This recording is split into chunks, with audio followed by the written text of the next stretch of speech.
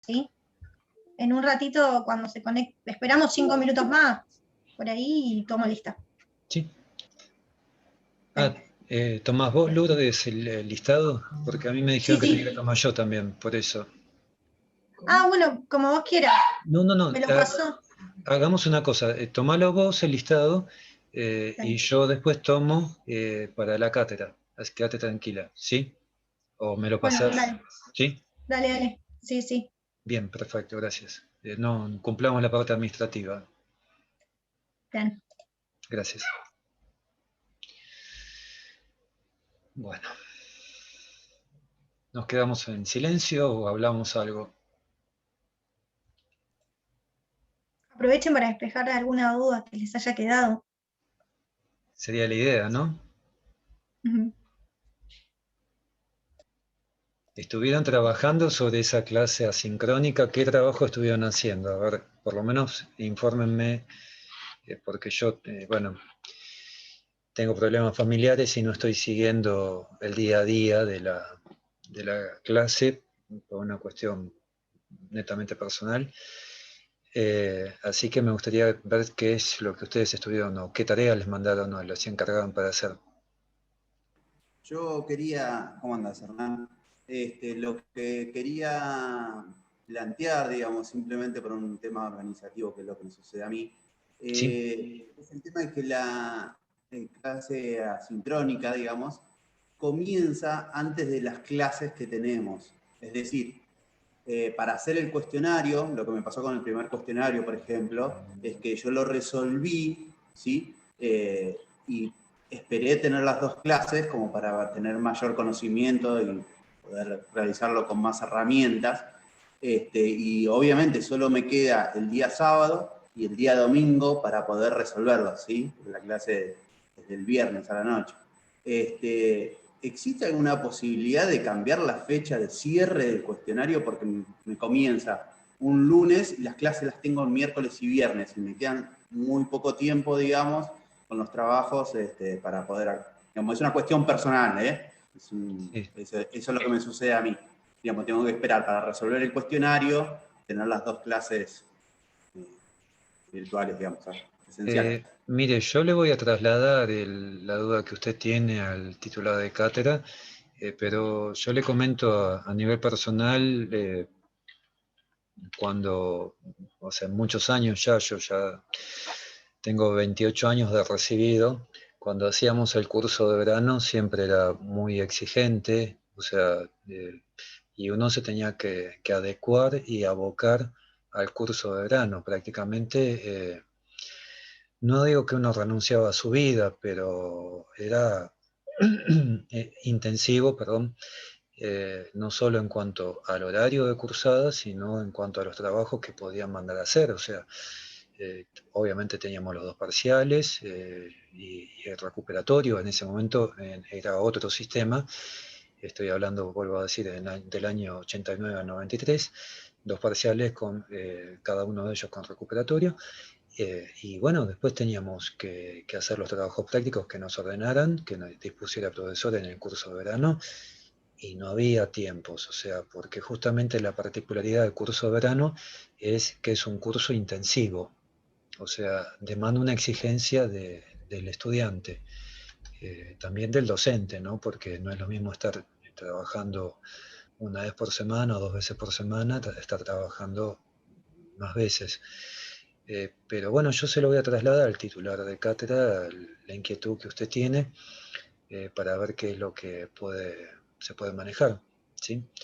Y sí, Eh, simplemente lo que por ahí lo expresé mal, digamos, no me quejo en lo que, o no me quejo, no expongo lo que el problema tenía que ver con la cantidad, sino el tema es que, digamos, me parecía desfasado, digamos, el comienzo, porque, digamos, el día domingo a las 24 horas cierra el cuestionario, digamos, no lo puedo hacer después. Entonces me obligaría, digamos, si yo lo quisiera hacer antes, a realizarlo sin haber tenido las clases virtuales. ¿Se entiende lo que digo yo? Bueno, tal vez podríamos abrir el formulario los miércoles, que ya tenemos la primera clase, y tener el tiempo de haber procesado y releído después de haber tenido las clases presenciales. Nada más es eso, no otra cosa. claro. Y gracias por la predisposición. No, no, no hay problema. O sea, yo le voy a trasladar esta inquietud, pero me imagino que habrá sido una cuestión operativa, que lo han puesto a disposición de ustedes para que lo vayan trabajando, para que vayan estudiando o viendo o curioseando la ley de sociedades y los libros de apoyo que surgen del programa. Entiendo que habrás cumplido esa finalidad. No creo que haya tenido otra finalidad. Claro, no, si yo lo tomo como una guía, como Claro. para poder saber dónde estamos parados, y etcétera, no hay ningún problema, al contrario, me viene bien. El tema es que me preocupaba el tema de la calificación, más que nada, digamos, no la calificación como en sí, pero digo, bueno, si yo me saco una calificación baja en este cuestionario, digo, no quisiera que repercutiera en el examen, pero bueno, nada, ese es un planteo, no sabía dónde hacerlo y bueno, aprovechando de que faltaban algunos compañeros, lo planteé. Yo le vuelvo a decir, o sea, no es a título personal, pero mi mamá está muy mal de salud y me estoy abocando a su cuidado y justamente entre el trabajo, o sea, trato de organizarme lo mejor que puedo, trabajo, estudio, porque yo también estoy estudiando. Y bueno, no le puedo dar una respuesta, o sea, porque sinceramente no estuve conectado con la parte administrativa o la parte de gestión. Le vuelvo a decir, creo que si lo pusieron a disposición de ustedes con antelación fue para que ustedes lo vayan trabajando, que es lo que yo hubiera hecho, ¿no? O sea, poner el cuestionario para que les sirviera de guía, de trabajo, de estudio, y pudieran ir analizando la ley o los libros de texto que les han proporcionado para que, bueno, vayan adelantando justamente el estudio. Y con las clases, que son escasas en cuanto al tiempo, porque en realidad 2 horas es poco tiempo, les sirviera de apoyo. Por eso nosotros, el día de hoy, si bien tenemos que dar sociedades extranjeras, justamente parte del cronograma, en la parte final del cronograma, el día de hoy dice consulta sobre los temas de la clase 3. O sea, y yo, bueno, obviamente, para no comenzar con sociedades extranjeras, prefiero comenzar con las consultas que podían surgir y que yo, dentro de mis posibilidades, tratar de explicarles.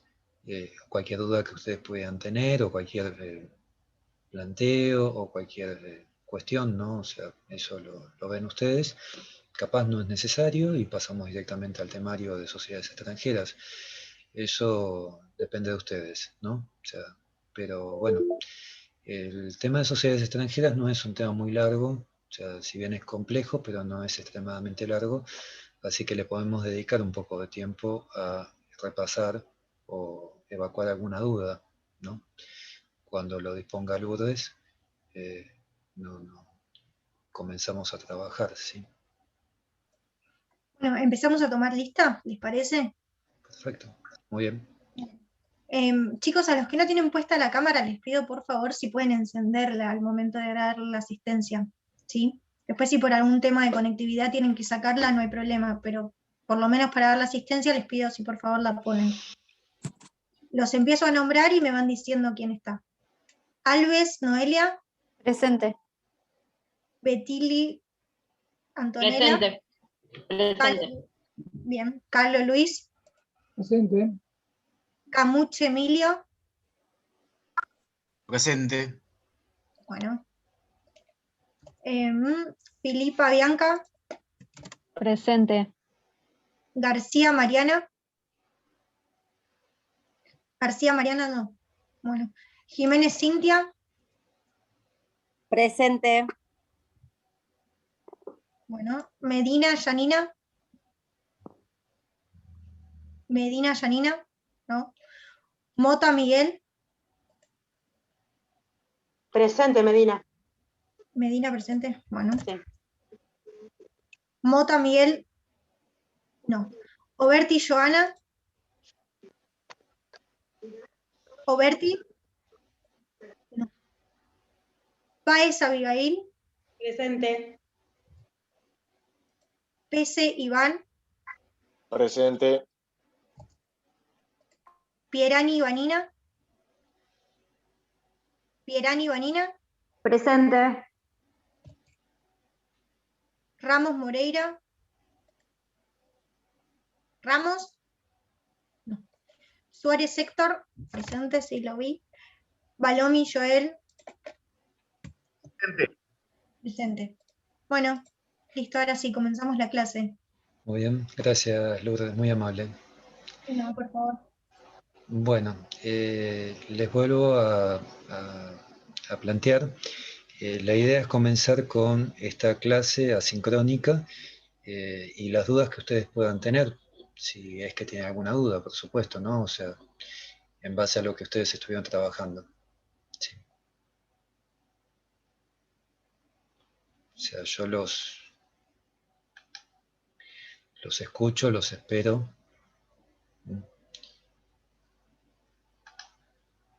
¿No tienen dudas?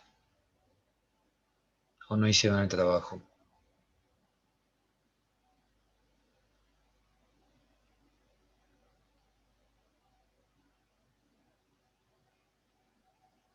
Profesor, Dígame, yo tengo una duda, dígame. porque leí de todos lados Sí. y tengo una duda con el tema del primer punto que era sobre los caracteres esenciales. Yo tenía entendido que uno de los caracteres esenciales es, por ejemplo, la pluralidad de socios, el affectio societatis y la adopción de un tipo. Bueno, la adopción del tipo social lo entendí que hay algunos que sí y hay algunos que no están, no tienen un tipo. Pero con respecto a los otros dos, eh, en algunos lugares donde he leído, o sea, los marca como que son 5. No sé, Eh, me queda esa duda para saber cuáles en realidad son los caracteres esenciales. Mire, lo que pasa es que estamos hablando de doctrina. Cuando hablamos de doctrina, cada autor va a tener una posición distinta. Ujú. Usted guíese por el cronograma o el programa de clase. O sea, el programa de clase le habla del contrato de sociedad, los elementos generales, y ahí le va diciendo la capacidad, el consentimiento, el objeto social, Ujú. la forma, eh, y obviamente la actividad social, la diferencia con el objeto de contrato, etc. En cambio, en los elementos específicos, habla de los elementos sustanciales, formales, el capital social, los aportes, bienes aportables, moras, sanciones, evaluación, capital, efectividad, intangibilidad, terminación, Claro, prestaciones accesorias, riesgo común, participación y límites en el derecho al momento a partir del cual se ejerce el ejercicio social, concepto, affectio societatis como elemento específico, concepto y alcance del mismo, cada uno de los casos, pluralidad de socios, la sociedad de cómodos, simulación, jurisprudencia, bueno, etc. Le claro, estaba leyendo lo que decía el programa, ¿no? sí. Concretamente, yo le recomendaría que usted siga el programa, porque obviamente el titular de cátedra lo armó en base a su criterio, ¿no? A su análisis. Ujú. Así que sepárelo como está separado en el programa. O sea, más allá de que usted pueda Claro, o hacer alguna sea, aclaración, decir, bueno, tal autor, estos elementos lo trata como elementos generales. ¿Sí? Esa esa sería era la mi idea. duda, porque Sí, de las opciones, digamos, eran 3 nada más las correctas y las otras, digamos, las marcaba como mal, entonces como que no sabía en qué postura tenía eh, que, digamos, si abocarme usted, para poder si estudiarlo. usted llega a incluir, voy a admitir una persona, Lourdes, si usted llega a incluir estos temas así como usted lo planteó, yo le recomendaría que, como se suele hacer en los trabajos de la especialización o el trabajo de posgrado, eh, que haga una llamadita y que diga, tal autor, estos elementos los Claro, trata de esta forma. ¿Sí? O perfecto, sea, ¿por qué? perfecto. Porque eso va a hablar muy bien de usted en dos sentidos. Por un lado, en cuanto a su trabajo, en cuanto a la prolijidad, y por otro lado, en cuanto a la búsqueda de información. ¿Sí? Perfecto. Gracias. Admito otra persona más que creo que ya dio presente. Bien. ¿Algún otro tema, alguna otra duda? Que yo creo que debería haber. O sea, o sea, son clases que normalmente se dan en forma sincrónica, con la presencia del docente. A ver, ¿le quedó claro la diferencia entre capital social y patrimonio, por ejemplo?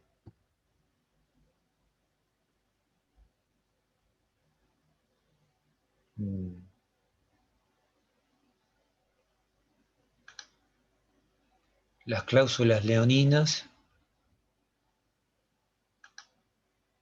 la distribución de utilidades. O sea, yo les estoy preguntando porque su silencio lo tengo que interpretar como que lo tienen claro, ¿no? Que no tienen dudas. Por eso yo Profesor, a mí me quedó una pregunta, dígame. quizás es media, o sea, tonta, pero No, cuando ¿por hablamos qué? del objeto del contrato y del objeto social, en la clase cuando lo explicó, por lo que yo había leído, el objeto social tiene que ver con la actividad que desarrollan, ¿no? A diferencia del objeto del contrato que tenía que ver con las prestaciones de dar y las prestaciones de hacer, o sea, los aportes que hacen. Pero el profesor dijo que no tenía que ver con la actividad en sí. Entonces no me termina de cerrar la idea de lo que es el objeto social. Sí entiendo que tiene que ser lícito, entiendo que tiene que ser preciso, determinado, y cuáles son los efectos de un objeto ilícito o un objeto lícito con una actividad ilícita. Pero no entiendo la definición o el concepto en sí de lo que es el objeto social. Bueno, comencemos por lo inicial, como es lógico. Vamos al objeto del contrato. El objeto del contrato van a ser, como usted bien dijo, las obligaciones que asumen los socios. Las obligaciones que asumen los socios Sí. fundamentalmente son los aportes sociales, que van a conformar el patrimonio de la sociedad y en consecuencia el capital social. ¿Sí? La sociedad sin patrimonio, sin capital social, evidentemente no va a poder funcionar, porque es imprescindible para la actuación dentro del comercio. Entonces, ese es el objeto del contrato. El objeto social. El objeto social es el conjunto de actividades. Ahí está la confusión, que nosotros denunciamos en el contrato. ¿Comprende? Nosotros lo denunciamos en el contrato, como denunciamos el capital social. Después el capital social sufre modificaciones a raíz del ejercicio económico. Entonces, por eso es importante distinguir capital social de patrimonio social. Y acá es importante distinguir objeto del contrato de objeto social y actividad social. Entonces nosotros denunciamos que la empresa va a realizar el transporte de mercaderías por un medio terrestre, cobrando obviamente un flete. Ese es el objeto social que nosotros denunciamos. Lo que el profesor le quiso decir es que ese objeto social a veces está reñido con la actividad real que lleva a cabo. Porque puede suceder que en realidad el objeto social sea el transporte de mercaderías y termine llevando personas. ¿Comprende? Y ese objeto social no autorizaba esa actividad, el transporte de personas humanas, solamente de mercaderías. Entonces ahí tenemos que la actividad está reñida con el objeto social. Por eso decimos que el objeto social es el conjunto de actividades que nosotros denunciamos en el contrato. Y de ahí que usted, sabiamente, lo conectó con objeto lícito y actividad ilícita. Y ahí se presenta la diferencia claramente, porque usted denuncia un objeto, el cual no tiene ningún inconveniente, es lícito, cumple con los requisitos generales de los contratos, es preciso, determinado, no es contrario a la moral y a las buenas costumbres, pero después cuando usted actúa, en realidad contrata, no sé, sicarios para cometer ilícitos. Entonces la actividad es ilícita. ¿Se Bien. entiende la diferencia? Objeto del contrato, objeto social y actividad social. Actividad es lo que efectivamente va a realizar la sociedad. Lo que efectivamente, a diferencia del objeto social, que es lo que nosotros denunciamos. Nosotros Bien. podemos cambiar el objeto social modificando el contrato. Lo podemos ampliar. En general, las sociedades lo que hacen es tener un objeto social amplio. Si ustedes se ponen a pensar, a veces está el nombre de la sociedad, las siglas que identifican al tipo y después las siglas que dicen comercial, industrial, financiera, etc. Entonces ahí el mismo nombre de la sociedad nos está diciendo cuál es el alcance del objeto social. ¿Mm? ¿Me siguen? Bien. Gracias, doctor. No hay que, por favor. Estoy para eso. Voy a bajar el celular que está sonando. Bien. ¿Qué otro tema tienen que repasar o tienen dudas? Yo, por ejemplo, a mí me costó mucho aprender la diferencia entre capital social y patrimonio. Quizás como, no sé si se los explicaron a ustedes. ¿No? O sea, yo les vuelvo a decir, es una clase de 2 horas y particularmente el tema de sociedades extranjeras no es tan amplio y nos permite repasar, aparte es parte del trabajo de esta clase, justamente repasar estas 2 unidades de nulidades y de elementos específicos. No, por favor, doctor, si lo puede explicar sería enriquecedor, gracias. Bueno, cuando ustedes agarran el contrato societario y van al artículo 11, en el inciso quinto, si no me equivoco, no tengo muy buena memoria, perdón, el inciso cuarto nos dice, el capital social que debe estar expresado en moneda de curso legal, en moneda argentina, y la expresión del aporte de cada socio. Nos habla de capital social. Pero con Vanina estuvimos charlando acerca de las obligaciones que asumen los socios. Los socios cuando suscriben el contrato, cuando firman el contrato, se obligan a realizar aportes. Esos aportes van a integrar el patrimonio de la sociedad. Entonces, el concepto de patrimonio y capital están íntimamente relacionados.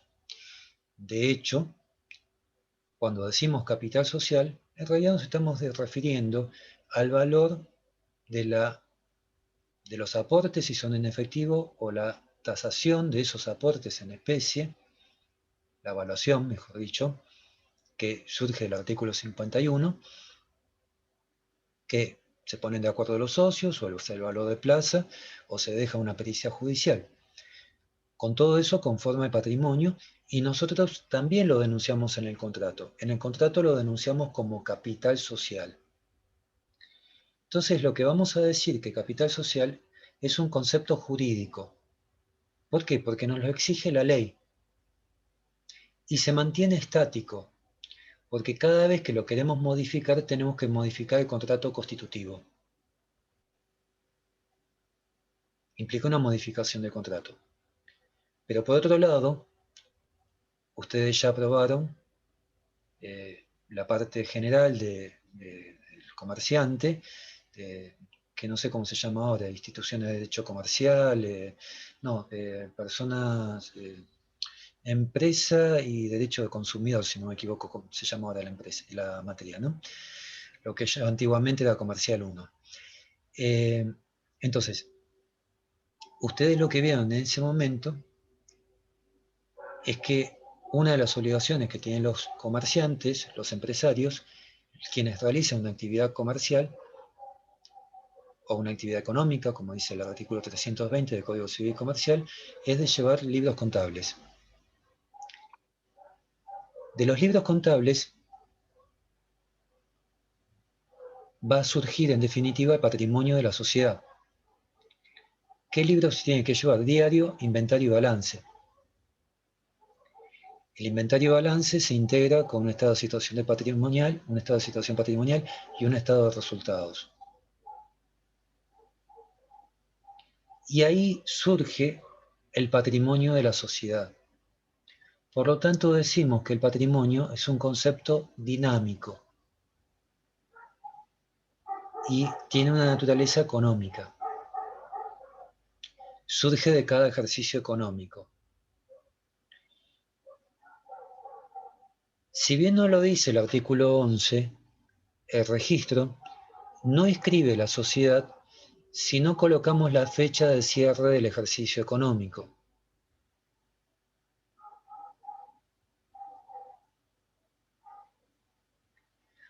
¿Por qué? Porque una vez que se cierra el ejercicio económico, se tiene que convocar la asamblea dentro de los 4 meses. La asamblea ordinaria estoy hablando, si es una SA, tiene que aprobar balances y puede resolver la distribución de utilidades, o mejor dicho, me corrijo, la distribución de dividendos, que son las utilidades que ha generado la sociedad, entre los socios. Y esa distribución tiene que ser dentro del plazo de 30 días de haber sido aprobados los balances. Entonces, capital social y patrimonio inicialmente coinciden, pero posteriormente va a tener variaciones. Esas variaciones van a resultar ¿de qué?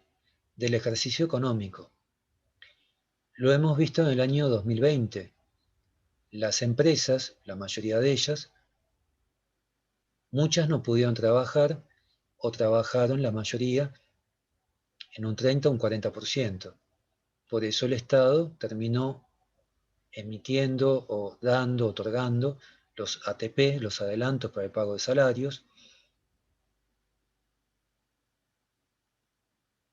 y para las personas humanas el IFE como ayuda económica. Entonces, no siempre la empresa tiene ganancias. A veces hay situaciones excepcionales o a veces el mercado cambia, la dinámica cambia. Quizás por casos, ya no sé, en este momento yo estoy viviendo en Lanús en este momento, en Lanús, provincia de Buenos Aires, en la casa de mis padres, porque tengo que atender a mi madre. Normalmente vivo en Avellaneda, pero lo que escucho de la gente que va al centro es que el centro está vacío y los bares o los pequeños negocios que vendían comida al mediodía, etc., muchos han cerrado porque las oficinas no tienen empleados, porque están haciendo lo que estamos haciendo nosotros en este momento, el home office, o sea, estamos trabajando desde el domicilio. Como les explico a los estudiantes de otros cursos, en realidad no es una clase virtual, o sea, es una clase presencial mediatizada a través de la virtualidad. Pero ustedes pueden hacerme preguntas en forma directa y ven mis gestos, mis expresiones, y yo, aquellos que tienen la cámara encendida, también los estoy viendo. Si están entendiendo el tema, no lo están entendiendo, o tienen dudas, o lo que fuera. O sea, se comprende la diferencia entre las clases virtuales, que es un poco lo que les ha sucedido con esta clase asincrónica, en donde ustedes tenían que trabajar solos, se acomodaban los horarios, pero tenían que trabajar solos, a tener una clase estructurada como estamos intentando tener. Por eso estamos comenzando con esa, digamos, esa ayuda a estos temas que ustedes de pronto tendrían que haber visto solos. ¿Qué otros temas? Sí, para ver lo gráfico, digamos, el ejemplo entre la diferencia entre capital social y patrimonio. Por ejemplo, usted y yo, un SRI, yo aporto un local de $1.000.000 y yo aporto $1.000.000, porque es número, ¿no? Al año tenemos dividendos por 200.000, más utilidades por 200.000, dejamos 100.000 adentro de los dividendos, dentro de la sociedad para cubrir el patrimonio. Entonces, ahí es donde se rompe la diferencia entre el capital social efectivo y el patrimonio real. Sí, bueno, en realidad técnicamente las utilidades, usted está dejando utilidades, habría que ver en calidad de qué las está dejando. Pueden ser como resultados no asignados o puede ser como utilidades pendientes de distribución. O ¿Sí? pactamos. Esas son las dos alternativas. Yo me imagino que usted se refiere a que esas utilidades la capitaliza para la sociedad, o sea, la convierte en capital. Pactamos en el contrato constitutivo que una parte de las utilidades se reinvierten en la firma, póngale, para hacerlo, digamos. Sí, sí, entiendo que bueno, por eso técnicamente se llama capitalización. Está en el artículo 189. Cuando decimos reinvertir lo convertimos en capital. Por eso estaba planteando las diferencias. Porque si es utilidad pendiente de distribución, tiene que estar líquida para que los socios puedan disponer de ella cuando lo decide la asamblea. Si en cambio, si usted la vuelca a la sociedad la puede invertir. Es una cuestión técnica simplemente, ¿no? Simplemente es una aclaración, ¿no? Se llama capitalización de utilidades y eso se presenta en las sociedades anónimas. Y es cierto lo que usted está diciendo, ahí puede haber una variación patrimonial por aumento de capital social. Pero yo me estoy refiriendo a otra situación, por ejemplo, usted habló de dólares. No es lo mismo el dólar, usted tenía dólares en el año 2019, cuyo valor eran 60 pesos. Hoy el dólar, al cambio oficial, está 90 pesos o 93 pesos. Ahí hubo una variación patrimonial, pero usted sigue teniendo la misma cantidad de dólares, pero tienen otro valor. ¿Se comprende? Entonces, usted no tiene necesidad de modificar el contrato constitutivo porque tuvo una variación patrimonial. Para eso están los estados contables. Ahora, si varía el valor de mercado de una propiedad, es una exageración, pero si va hacia abajo el valor de mercado de los inmuebles que tenga afectado a la sociedad, ¿también debe modificar el contrato o se amortiza directamente? ¿Se prevé una amortización de esos bienes? No, no, o sea, primero que hay una amortización contable que se produce, los inmuebles se amortizan a lo largo de un periodo de 50 años, se van amortizando y los rodados en 5 años. Eso no excluye que los mismos tengan un valor residual, un valor técnico, contable, pero ya no dejan de amortizarse. O sea, yo la casa que estoy viviendo, por ejemplo, tiene una construcción que va de la década del 50, así que 40 y pico, 50. O sea, se han hecho mejoras, etc.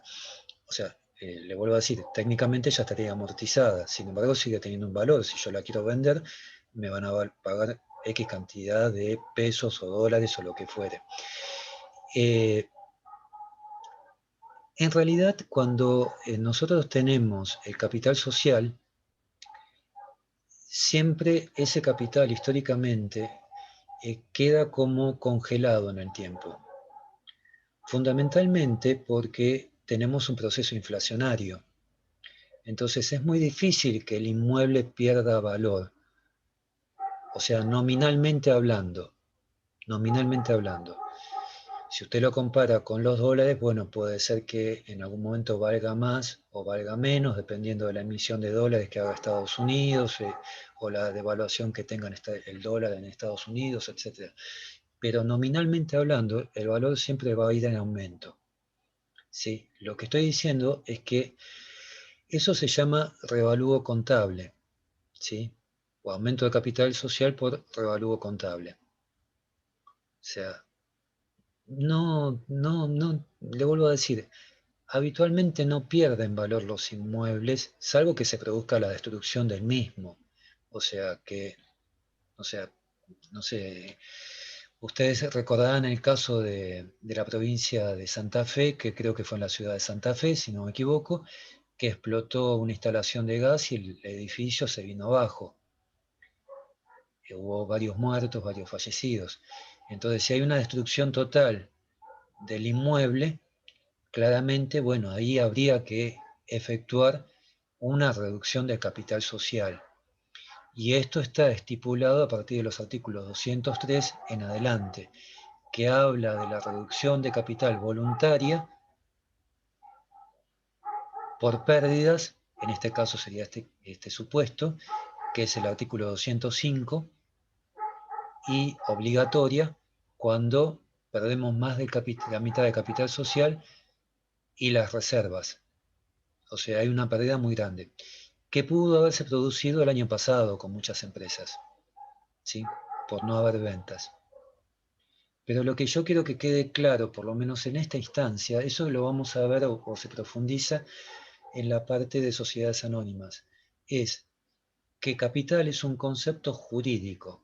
Nosotros lo colocamos en el contrato y es estático, porque para modificarlo necesitamos modificar, valga la redundancia, el contrato constitutivo. El patrimonio, que no es otra cosa que el valor que tiene la empresa en activos, tanto tangibles como intangibles, se va a ir modificando permanentemente y esa modificación va a surgir de los estados contables. Inicialmente, capital y patrimonio coinciden, porque es el inciso cuarto del artículo 11, pero con posterioridad va a haber una variación patrimonial, porque aparecen conceptos como por ejemplo el devengado, o sea, lo que yo tengo que pagar, pero todavía no está vencido. Por ejemplo, la factura de luz, de electricidad, la factura de internet, que viene una vez por mes. Entonces, yo estoy utilizando internet, todavía no lo aboné, o la factura de electricidad, mejor dicho, que sería el ejemplo ideal. Entonces, cuando venga la factura, yo ahí pago justamente ese monto que se ha devengado, que se ha generado como deuda. Si no lo pago, voy a tener una pérdida, voy a tener un pasivo. ¿Sí? Bien, espero que haya quedado claro. ¿Algún otro tema más que ustedes necesiten? Para no, antes de irnos del tema, yo Sí, el otro día con el profesor anoté en esta explicación de capital y patrimonio el tema de cómo sería la garantía en cada uno de los casos. Digamos, anoté que el patrimonio es la garantía directa, ¿sí? Y el capital sería la garantía indirecta, digamos, es para los terceros. Esa explicación, esa diferenciación, justo tuve mala conexión y me la perdí. Digamos, llegué a anotar esto, pero no entendí el fundamento. No sé si era por ahí una explicación mucho más sencilla y no la anoté bien. El profesor le explicó que el capital era la garantía directa y el capital era la garantía indirecta. Eso fue lo que le dijo. Exacto, el patrimonio es garantía directa y el capital es la garantía indirecta. Bien, usted está estudiando para ser abogado. Cuando se reciba de abogado, por ejemplo, cuando una empresa tiene deudas, un pasivo, y usted está representando a un acreedor, lo que va a hacer es solicitarle al juzgado que libre un oficio para trabar un embargo preventivo. O sea, ¿sobre qué bienes? Sobre los inmuebles, sobre los rodados, sobre las mercaderías, las materias primas, las instalaciones, sobre todo aquellos, marcas, patentes, o sea, sobre todos aquellos bienes patrimoniales que tiene valor para la empresa. Por eso se dice que es una garantía directa, porque después lo que se subaste van a ser esos bienes, o sea, los inmuebles, lo que fuere. Por ejemplo, la empresa, a ver cómo se llamaba, Oil Combustible, si no me equivoco, fue a la quiebra y se remató, que lo terminó comprando YPF, una planta, una refinería en San Lorenzo. O sea, no se remató las acciones per se, sino que se remataron directamente los bienes de la empresa, todos aquellos bienes que estaban incluidos dentro de la refinería. ¿Lo tiene presente esto? ¿Se acuerda? Sí, Ya no hace mucho tiempo. Eso para distinguir entre lo que es el patrimonio, que es lo que efectivamente tiene la sociedad, de lo que es el capital, que es aquello que nosotros hemos denunciado y que en definitiva ha sido estático, porque podemos no modificarlo, porque para eso están los estados contables. Un tema importante que está vinculado a esto son las utilidades y los dividendos. Las utilidades son de la sociedad, es ganancia que ha generado la sociedad. Mientras está en la sociedad se llama utilidad. Por eso, como les dije, el artículo 189 habla de capitalización de utilidades. Si ustedes van al artículo 70, van a ver que habla de reservas. Y en las SA y SRL las reservas se tienen que constituir con las utilidades que genera el ejercicio. Por lo menos con el 5% de las utilidades que genera cada ejercicio. Puede ser una sola oportunidad o en varias oportunidades, pero como un mínimo este monto.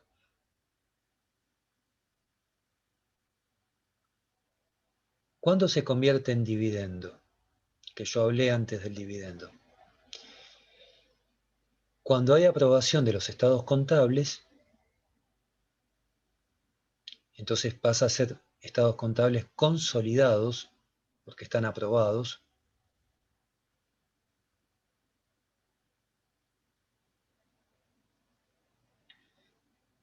Y hay una decisión por parte de la Asamblea de distribuir las utilidades entre los socios. En ese momento esa utilidad se convierte en dividendo. Entonces, para simplificarlo, podemos decir que la utilidad es de la sociedad y el dividendo es de los socios. Porque es un crédito. Recuerdan que hace unos minutos yo dije que esos dividendos, se tenían que abonar dentro de los 30 días de haber sido aprobados por la Asamblea. O sea, si no se pagan dentro de los 30 días, yo le puedo hacer juicio a la sociedad porque es un crédito que yo tengo. En cambio, si queda, como usted dijo, Héctor, como utilidad dentro de la sociedad, no se la puedo reclamar a la sociedad. Porque la Asamblea resolvió no distribuirla entre los socios. ¿Comprende la diferencia? O sea, utilidad es de la sociedad, dividendo es de los socios. ¿Cuándo se pagan los dividendos? Cuando se aprueban los estados contables, que pasan a ser consolidados, y cuando hay una resolución por parte de la Asamblea de distribuir las utilidades. A partir de ese momento se llaman dividendos, y es un crédito que tienen los socios. Ahora, si se capitaliza ese dividendo, esa utilidad, me equivoqué yo, disculpas, se vuelve capital, un poco lo que usted estaba planteando, o creo que Joel lo estaba planteando, si no me equivoco. En ese caso, lo que se va a producir es un pago de dividendos en especie, en acciones. ¿Por qué? Porque ese dinero que yo tenía que recibir queda en la sociedad y algo tengo que recibir como contraprestación de ese dinero que dejé de recibir y que implicó un aumento del capital social. Entonces, eso es un pago de dividendos en especie, en acciones. ¿Mm? Después van a ver que hay distintos pagos de dividendos.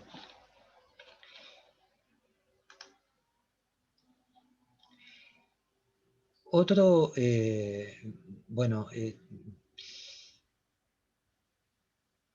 otro tema que me parece que es importante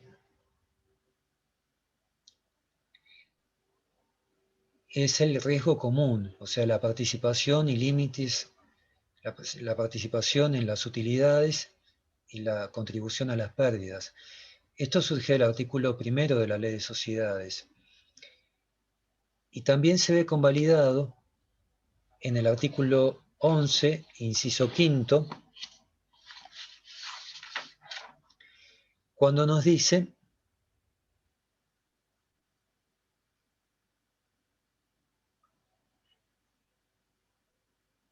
el inciso 5 no, discúlpeme, el plazo de duración habla.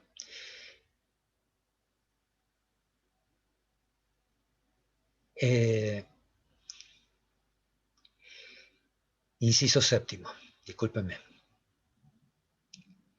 Cuando nos dice las reglas para distribuir las utilidades y soportar las pérdidas. En caso de silencio, será en proporción a los aportes. Si se prevé eso de la forma de distribución de utilidades, se aplicará para soportar las pérdidas y viceversa.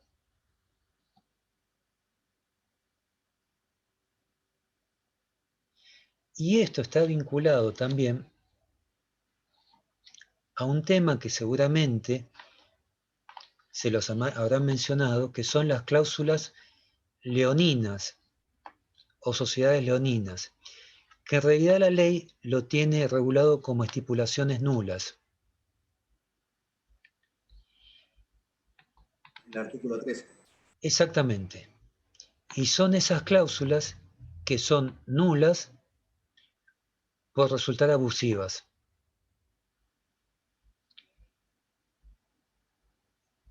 Básicamente dice cuando algún socio reciba todos los beneficios y se los excluya de las pérdidas,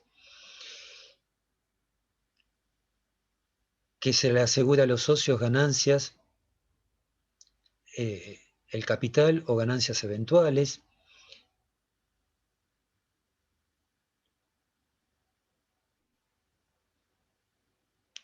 que las pérdidas pertenezcan a los socios sobrevivientes,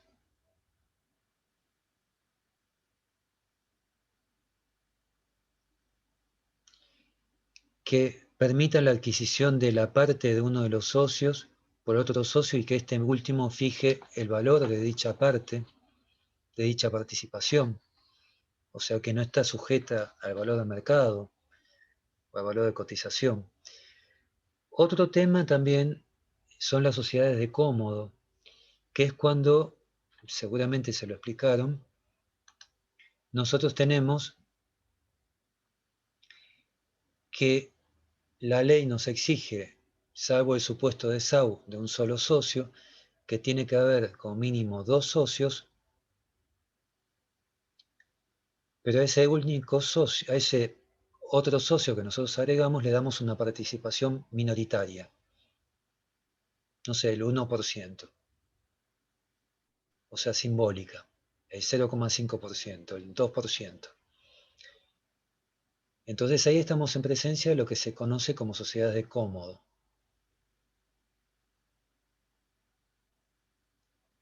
O sea, los socios tienen que tener una participación real en la sociedad.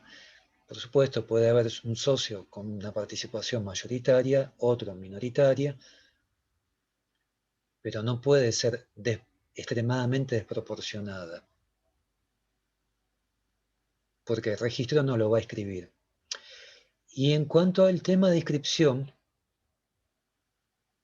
tengan en cuenta que nosotros tenemos lo que se llama el ejercicio económico, porque estuvimos hablando de capital, patrimonio, etc.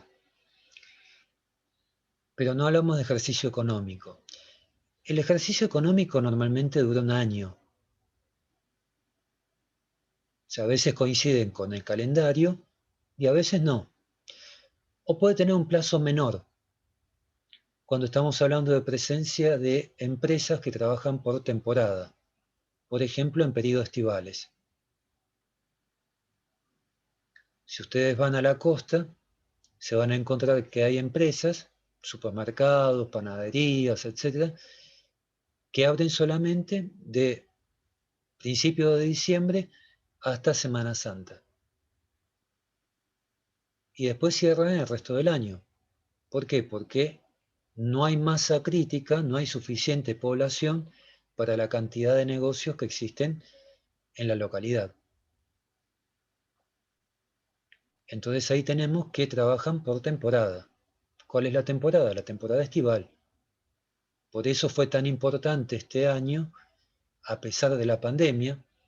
O sea, fíjense, en marzo del año pasado, con 90 casos diarios o 50 casos diarios, decretaron una cuarentena que no nos podíamos movilizar y si salíamos de la casa sin permiso, teníamos una denuncia penal. Un año después, con 12.000, 14.000, 10.000 casos, abrieron la costa. ¿Por qué? Porque si no esos pueblos se morían. Porque trabajan del turismo. O sea, trabajan por un periodo determinado y viven el resto del año de las ganancias que generan ese periodo estival, ese periodo de trabajo.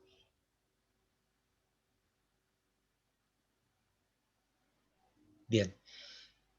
Esto debería haber figurado en el artículo 11, pero no figura.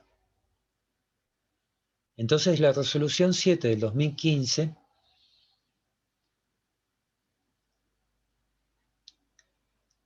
establece que nosotros tenemos que fijar la fecha de cierre del ejercicio económico. No, la verdad no me acuerdo del artículo, le digo sinceramente.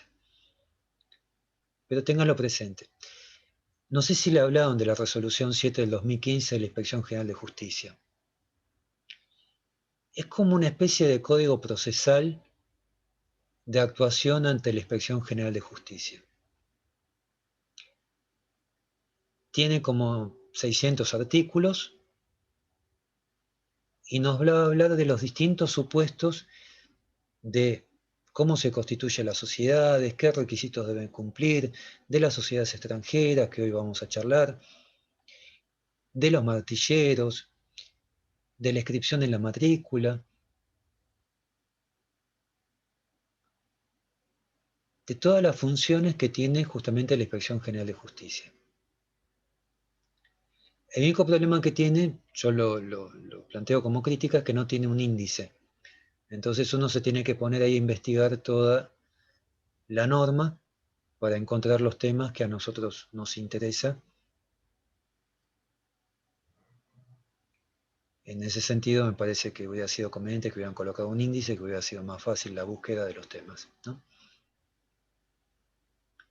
Sin embargo, e irónicamente, el artículo 10, inciso 10, de la Ley de Sociedades, sí nos dice que cuando publicamos el edicto para la constitución de SRL y SA, sí tiene que figurar la fecha de cierre del ejercicio económico. Entonces, a nivel personal, tómenlo como lo dice Hernán simplemente, yo digo que es un inciso fantasma, porque el registro lo exige, pero sin embargo no figura en la ley, no figura en el artículo 11. Pero no inscribe la sociedad si no está la fecha de cierre del ejercicio económico. ¿Por qué? Porque es fundamental, porque justamente cuando veamos asambleas, la asamblea ordinaria, por el artículo 234, se tiene que convocar dentro de los 4 meses de cerrado el ejercicio económico. Disculpe, doctor, ¿no había ningún caso donde si no se mencionaba la fecha de cierre de ejercicio se tomaba por válida el 31 de diciembre? Se me hizo una laguna ahí con ese tema. Mire, no lo tengo presente, se lo digo sinceramente. El doctor Balonas es contador, es muy probable que se lo haya explicado él y en consecuencia puede ser que sea así, no le tengo la certeza, ¿sí? No le puedo responder.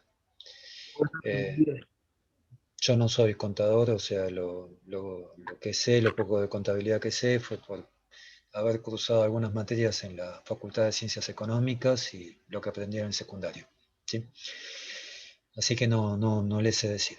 Pero me parece que no. Me parece que si no hay fecha de cierre del ejercicio económico, la sociedad no se inscribe. Pero bueno, puede ser que sea otra posición. No. ¿Eso se lo dijo algún profesor o usted lo leyó? No, debe estar confundido yo, doctor, no se haga problema. Se me había hecho un lapsus con eso, pero no se haga drama. Está bien. Disculpe, no le puedo, sinceramente de corazón no le puedo ni afirmar ni desmentir lo que usted está diciendo. O sea, no le quiero tampoco decir algo que no conozco. La norma no la conozco. Pero lo que sí sé es que la sociedad no se inscribe si no tiene fecha de cierre del ejercicio económico, de lo cual infiero que la respuesta sería negativa, pero simplemente es una inferencia. ¿Sí?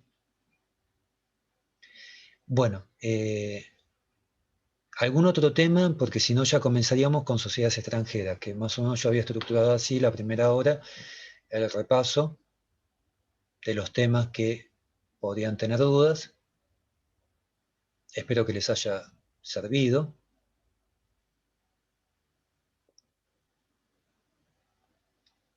Y ahora sí comenzaríamos con sociedades extranjeras.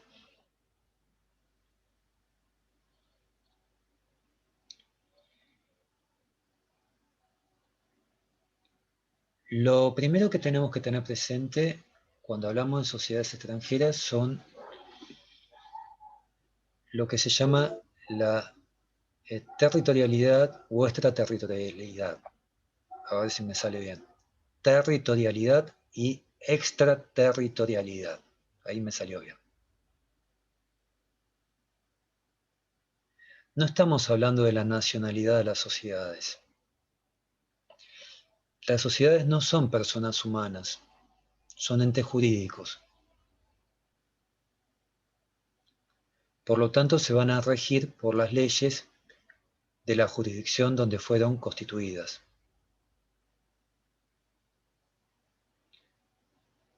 Por eso hablamos de territorialidad, que se refiere a aquellas sociedades que han sido constituidas dentro del territorio de la República Argentina,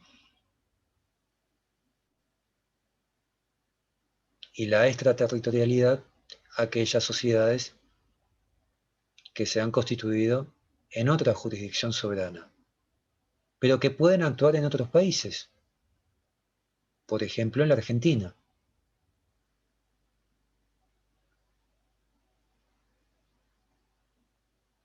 Tenemos innumerable cantidad de ejemplos.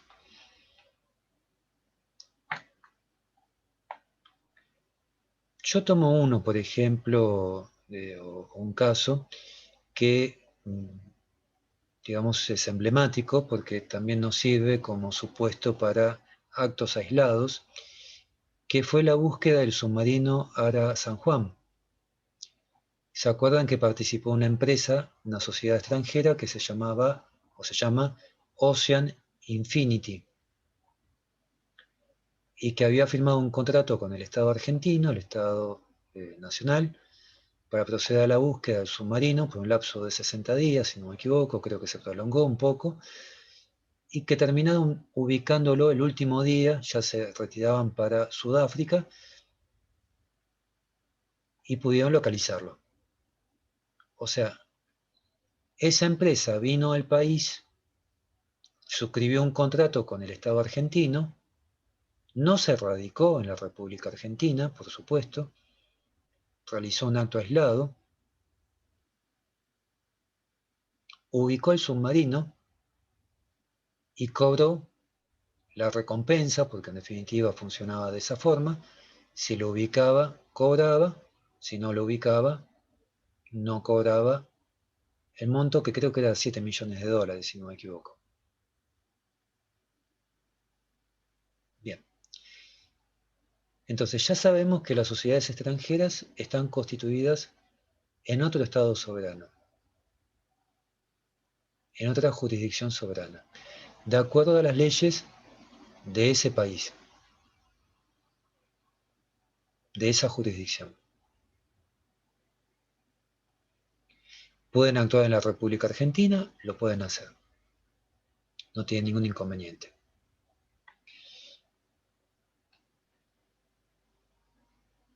Esto surge del artículo 118 de la Ley de Sociedades.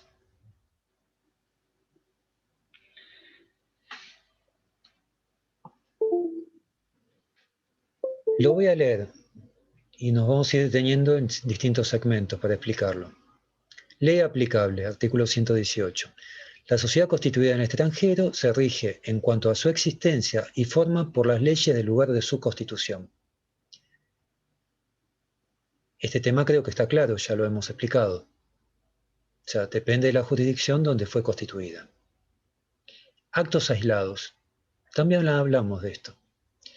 se halla habilitada para realizar en el país actos aislados y estar en juicio. Los actos aislados, yo puse el ejemplo de la búsqueda del submarino Ara San Juan, son aquellos actos que no tienen una continuidad en el tiempo, que no se prolongan en el tiempo, sino que se realizan en una sola oportunidad o por un lapso acotado. Por ejemplo, la prospección petrolera, la búsqueda de petróleo. Que YPF contrate a Petrobras. Petrobras está especializada en la prospección petrolera en alta mar para investigar si hay petróleo en la plataforma continental argentina. La plataforma submarina, ¿no? Que sabemos que fue ampliada en algunos casos hasta 350 millas. No estoy hablando de la zona económica exclusiva, sino estoy hablando del subsuelo. El suelo y subsuelo. Entonces, se contrata a la empresa, realiza la prospección petrolera, la búsqueda de petróleo y después se retira. Estos son actos aislados. También sería un acto aislado la compra de un inmueble. Y se pone el ejemplo de qué sucede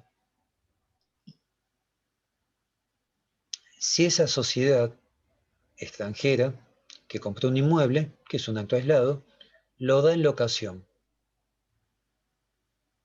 O sea, ya tenemos un segundo contrato. El primero es la compraventa. El segundo es la locación. Pero la locación, por la nueva ley, si es para vivienda, es por durante 3 años, por 36 meses.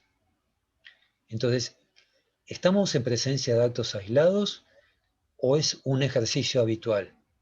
Ven que la misma situación, según el caso, puede transformarse en una actuación permanente. Entonces tienen que nombrar un representante,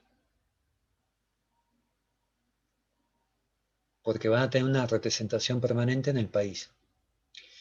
Ojo, la Inspección General de Justicia lleva un registro de actos aislados y lleva el control de si esos actos aislados se convierten en actos permanentes para exigirle justamente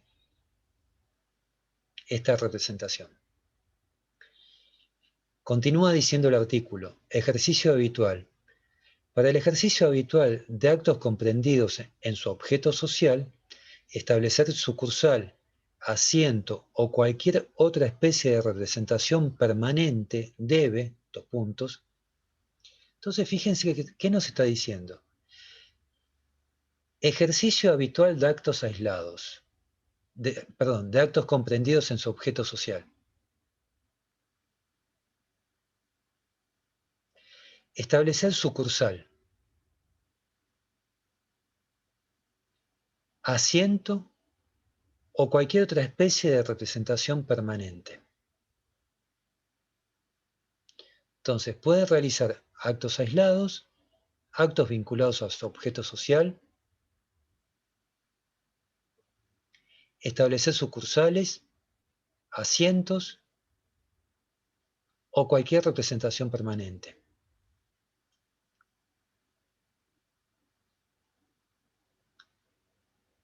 Pero lo vamos a vincular con el artículo 123.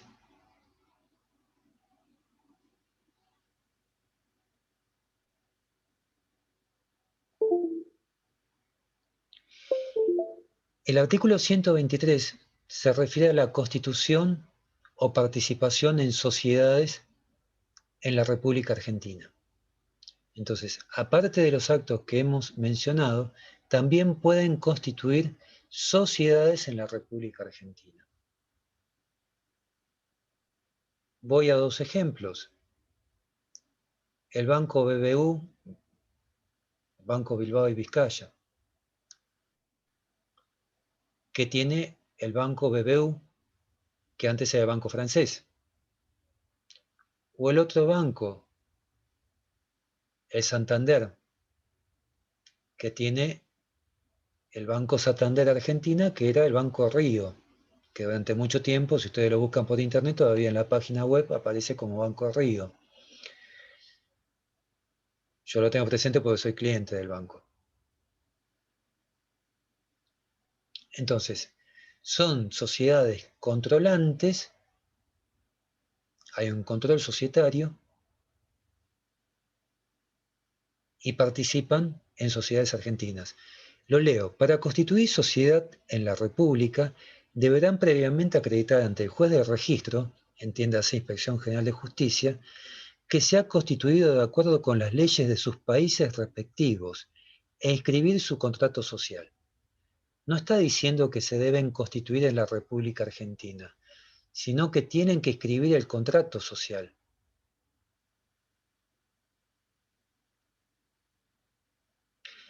Reformas y demás documentación habilitante, así como la relativa a sus representantes legales en el Registro Público de Comercio y en el Registro Nacional de Sociedades por Acciones en su caso.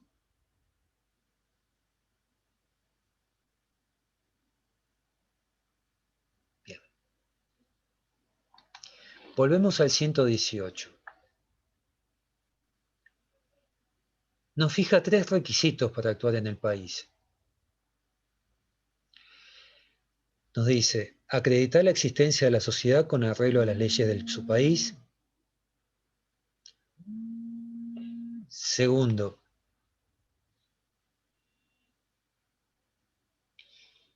fijar un domicilio en la República, cumpliendo con la publicación e inscripción exigidas por esta ley para la sociedad que se constituya en la República. Tercero, justificar la decisión de crear dicha representación y designar la persona a cuyo cargo ella estará. Si se tratara de una sucursal, se determinará además el capital que se le asigne cuando corresponda por leyes especiales.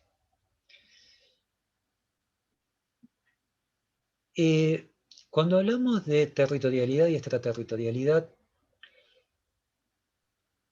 el programa habla o cita la doctrina Irigoyen. La doctrina Irigoyen, que fue ministro de presidente Alsina, era ministro de Relaciones Exteriores en la década de 1850 aproximadamente,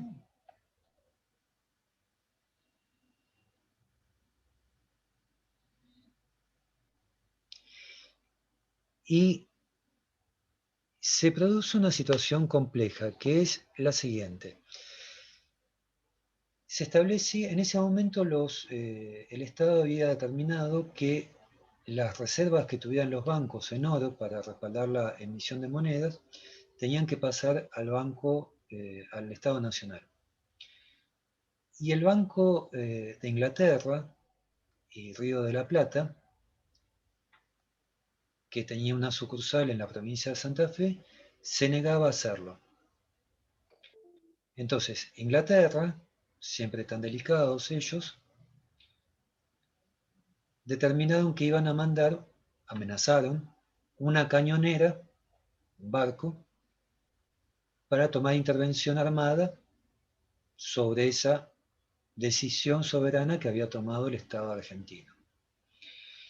Entonces, lo que argumenta la doctrina Irigoyen es que no importa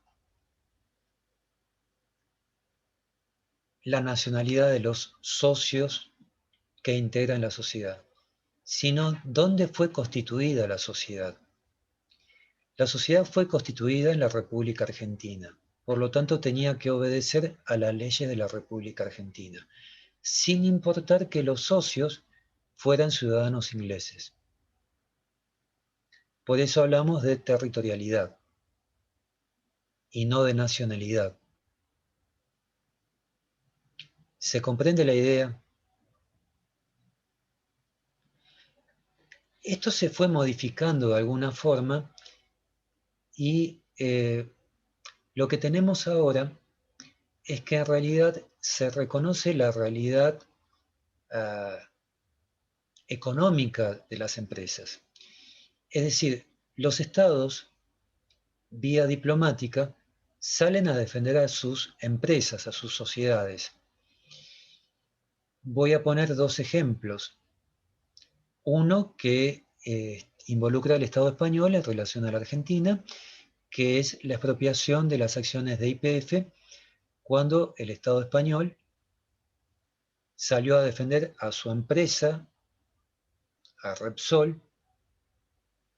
Incluso dijeron que Argentina iba a ser un país de X calidad, en forma despreciativa, porque claramente no querían que se produjera la expropiación de las acciones de YPF, que era una subsidiaria, lo que se llama un holding, integraba Repsol. Después vamos a explicar lo que es un holding. Entonces, ahí vemos cómo un Estado se involucra y presiona a otro Estado en pos de la protección de los intereses económicos de sus empresas. A la inversa, el gobierno chavista de presidente Chávez, en esa época, tiene un periodo en donde empieza a expropiar empresas y expropió una siderúrgica, empresa siderúrgica, del grupo Techín. El Estado argentino, de alguna forma diplomáticamente, pero ejerció cierta presión para que indemnizaran al grupo Techín. O sea, ven que en realidad nosotros nos encontramos que por vía diplomática los estados salen a proteger sus empresas frente a situaciones que de pronto pueden ser negativas para las mismas. Otro ejemplo fue el caso de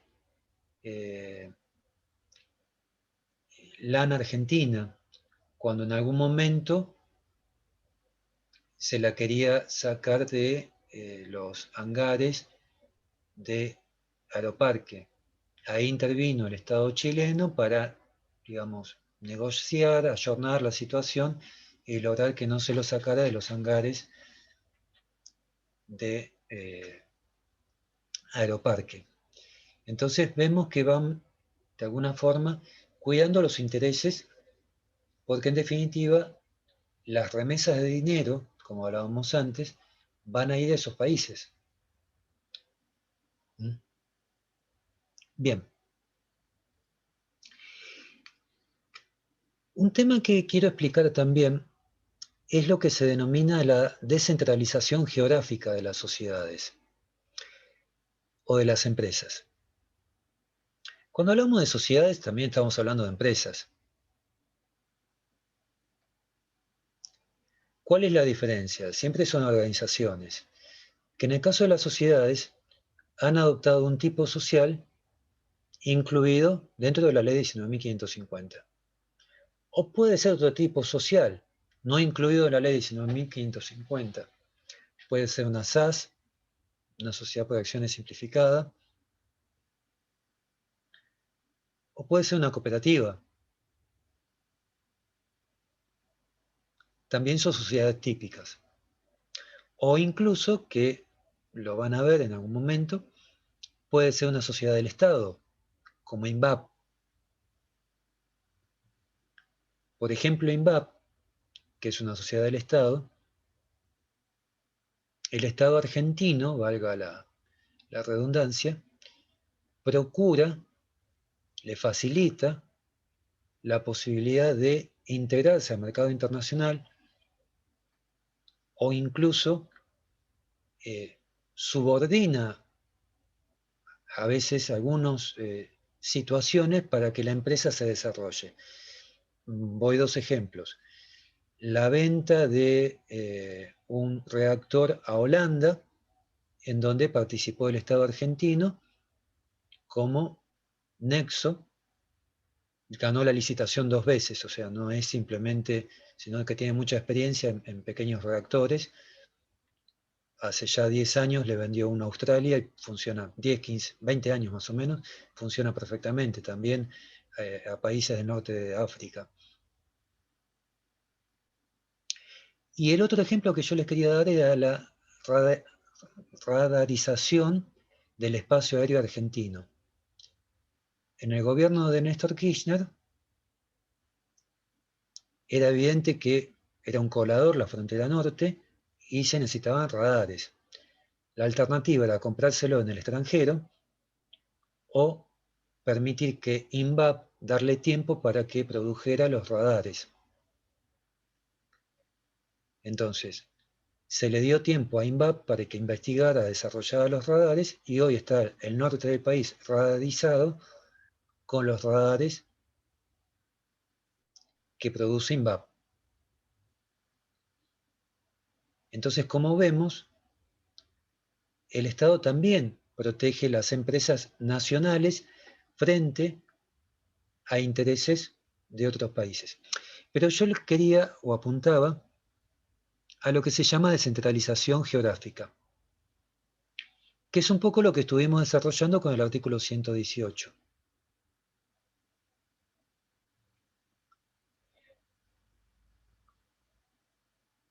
Lo primero que tenemos que tener presente es el concepto de holding. Un holding es un agrupamiento de empresas o de sociedades. Discúlpenme si hablo mucho de empresas, pero cuando digo empresas me estoy refiriendo a sociedades.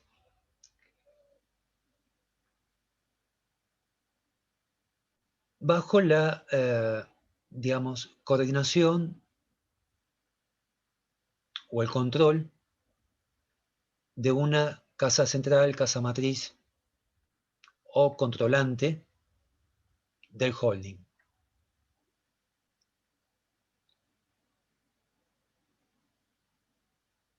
Nosotros podemos citar muchos, por ejemplo, el grupo Clarín, como lo dice literalmente su nombre, es un grupo, tiene distintos medios periodísticos y cada uno son empresas separadas. Pero también, por ejemplo, tenemos el grupo Provincia, que es o corresponde al Banco de la Provincia de Buenos Aires, que tenemos obviamente el Banco Provincia, pero tenemos Provincia Leasing, Provincia de RT,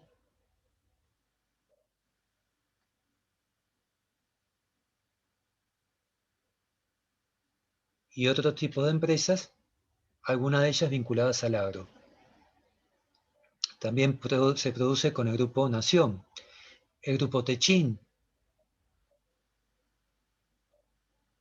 o SOCMA también,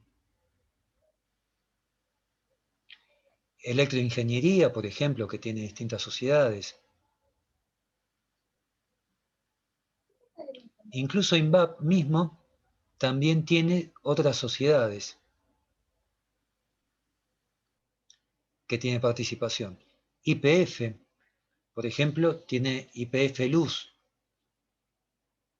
O sea, uno de los motivos por los cuales estos días YPF estuvo negociando su deuda, su pasivo, y parte de ese pasivo surgió a raíz de que se amplió las inversiones en la producción de energía del viento, de estos Eólica. gigantes, energía eólica, gracias. Se me había hecho una laguna. Energía eólica. Entonces tenemos YPF Luz, por ejemplo, o YPF Agro, que se dedica a producir fertilizantes, porque ustedes saben que surge de la producción o extracción de petróleo, en definitiva, de la refinería. Lo que va quedando se va refinando y va produciendo distintos elementos para la industria petroquímica o también para fertilizantes. Entonces, cuando hablamos de holding, estamos hablando de un grupo económico, con distintas empresas que son controladas. Yo les cité, por ejemplo, el caso de Santander, que tiene bancos en distintos países de Latinoamérica, y cada uno es una sociedad distinta. El caso de IBM Argentina, que pertenece a IBM Estados Unidos, y es una sociedad argentina.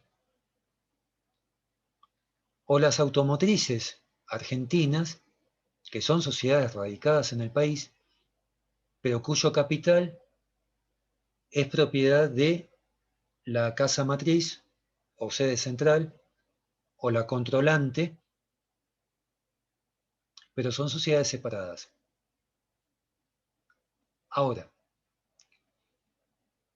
hay distintos niveles de actuación en el extranjero, o lo que se llama descentralización económica.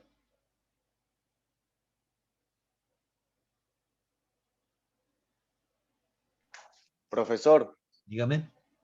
una consulta. Lo que usted está hablando ahora tiene mucha relación con lo que es el artículo 123 de la Ley de Sociedades, ¿puede ser? Que lo que menciona es la constitución de una sociedad o la participación de la sociedad del extranjero en una empresa nacional, por así decirlo, en una sociedad nacional. Sí, sí, todos los temas están vinculados. O sea, no estoy siendo muy ordenado en cuanto a la didáctica, pero todos los temas están relacionados. ¿Sí? O sea, Gracias. cuando hablamos de grupo económico, evidentemente estamos hablando de la posibilidad de tener conformadas sociedades, en este caso en la República Argentina. Por eso repetí el ejemplo del Grupo Santander. ¿Sí? Así que creo que fue Facundo el que habló. Así que Facundo, estás en lo cierto, es correcto lo que estás planteando, perdón. Discúlpeme.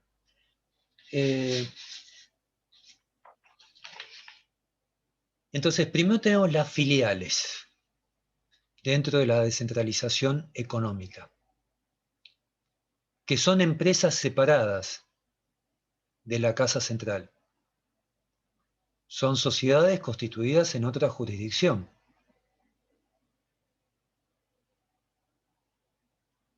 Todas las automotrices que están instaladas en la Argentina, las armadoras, son filiales. Los bancos, la mayoría de ellos, salvo los bancos nacionales, son filiales.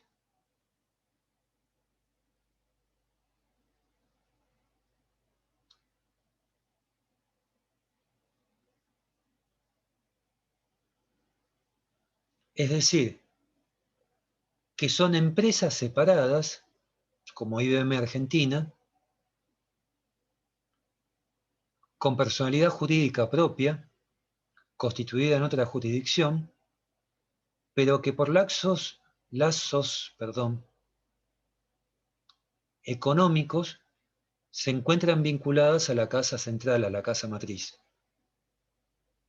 Era el caso de YPF y Repsol. YPF es una sociedad argentina. Sin embargo, en algún momento se llegó a utilizar Repsol, YPF Repsol directamente como nombre.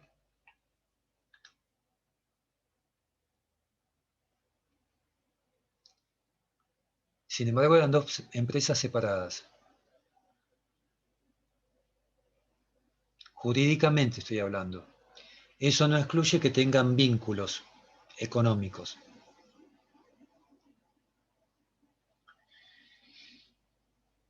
La otra alternativa que tenemos es el establecimiento de sucursales.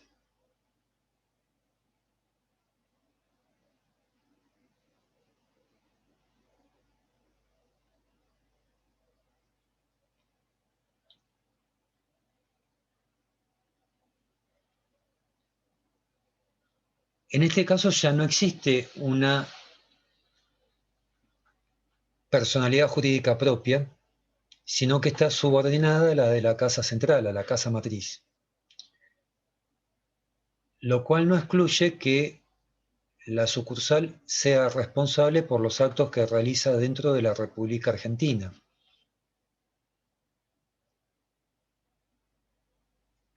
Ojo, es distinto hablar de sucursales en el supuesto de sociedades extranjeras, de sucursales en el supuesto de sociedades argentinas dentro de la República Argentina. ¿Por qué hago esta aclaración? Porque el Banco Provincia tiene sucursales en distintas localidades. Cuando yo demando, no demando a la sucursal, demando al Banco Provincia directamente. Sin embargo, cuando estamos hablando de sociedades extranjeras, frente a cualquier incumplimiento por parte de la sucursal, demando a la sucursal que está radicada en la República Argentina. Porque para eso se inscribió en el registro.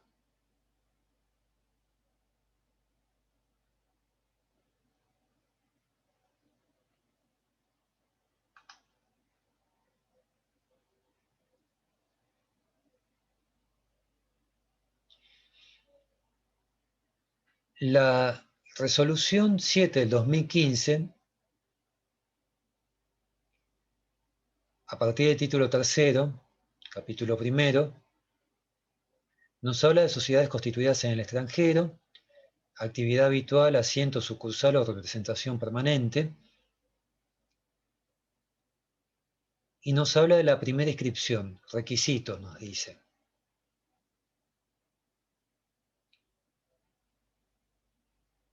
Y el primero es un certificado que acredite la vigencia de la sociedad y que no se encuentre sometida a la liquidación. El segundo, la documentación proveniente del extranjero, que debe contener fundamentalmente el contrato constitutivo, la resolución del órgano que dispuso la constitución de la representación o sucursal, la fecha de cierre del ejercicio económico,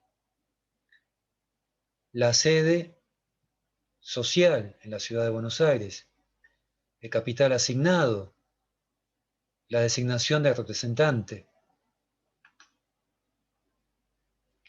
Esos son de manera genérica los requisitos que impone la resolución 7 del 2015.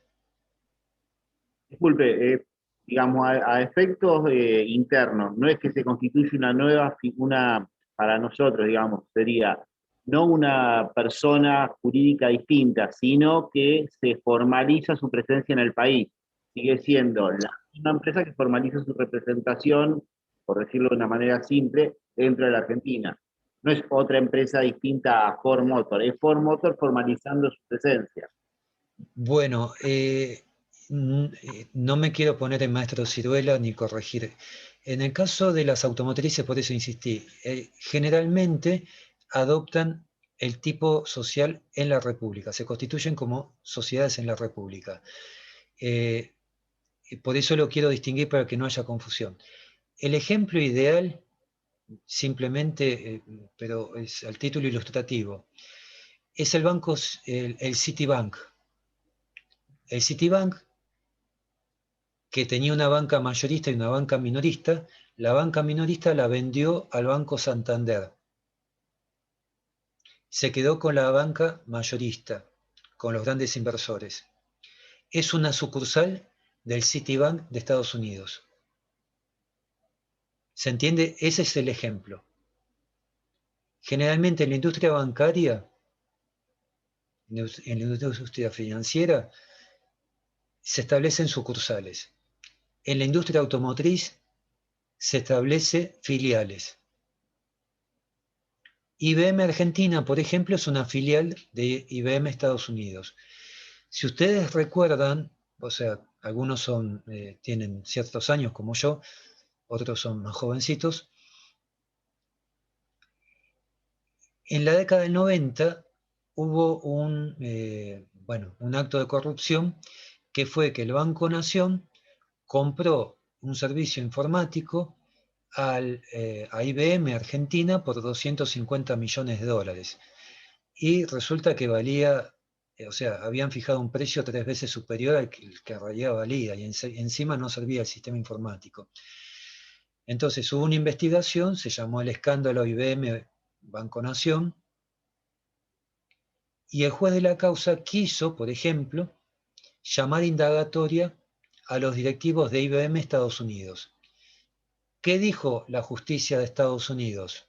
¿No? Son dos empresas distintas, no tienen nada que ver. La responsabilidad son de los directivos de IBM Argentina. Incluso, se lo digo como ejemplo, apareció Arcado, o sea, Arcado no se sabe si se suicidó o no, porque apareció con un recorte periodístico dentro de La Boca, en Costanera Norte, un señor que se llamaba Cattaneo, que había participado justamente en la gestión de la negociación, o sea, a raíz de esta investigación, ¿no? Pero bueno, se lo digo como anécdota, ¿no? O sea, como ejemplo de que la justicia de Estados Unidos separó claramente, esa es una filial, no tiene nada que ver con la casa matriz. Simplemente hay un control, nada más que eso. Por eso hay vínculos. Después teníamos la sucursal. También tenemos el establecimiento. Cuando hablamos de establecimiento, estamos hablando de establecimientos productivos.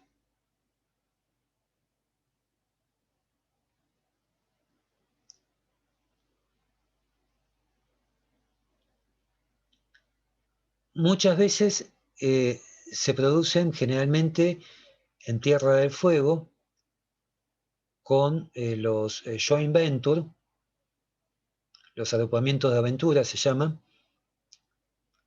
que constituyen uniones transitorias entre las empresas, algunas nacionales y otras extranjeras, para el armado de productos electrónicos.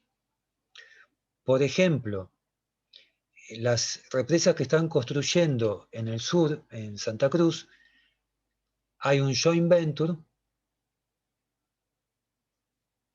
vuelvo a decir, agrupamiento de aventuras sería la traducción, que es una UTE, que son contratos de colaboración de empresas, que están a partir del artículo 1442 del Código Civil y Comercial, entre electroingeniería y una empresa china. ¿Sí? Y después tenemos lo que se llaman las agencias. O sea, por ejemplo, cuando en las terminales aeroportuarias tenemos las empresas que venden pasajes, las agencias de viaje, de venta de pasajes, que pertenecen a una aerolínea. Entonces, lo que tenemos ahí, en definitiva, es una especie de representación permanente, pero conformada como una agencia. ¿Qué es lo que nosotros vemos cuando nosotros tomamos un micro? Que en cada estación de terminal que se produce venta de pasajes, tenemos que, o aparece una agencia que nos vende los pasajes. Yo, por ejemplo, durante 18 años fui a Rufino y tomaba la Estrella cuando venía de Rufino por la Facultad de Ciencias Económicas y compraba el pasaje de regreso en la terminal de ómnibus de Rufino. O si iba a Venado Tuerto, que alguien me acercaba a Venado Tuerto, después venía por la ruta 8 y también lo mismo, había una agencia de venta de pasajes. Eso es lo que se llama la descentralización económica. El establecimiento de filiales, sucursales, establecimientos y agencias. ¿Sí? Bueno, el artículo 119 nos habla del tipo desconocido. Nos dice que se aplicará a la sociedad constituida en el extranjero, cuando sea un tipo desconocido, las reglas del tipo más exigente de la República Argentina. El tipo más exigente es el tipo de sociedad anónima. Es la sociedad anónima.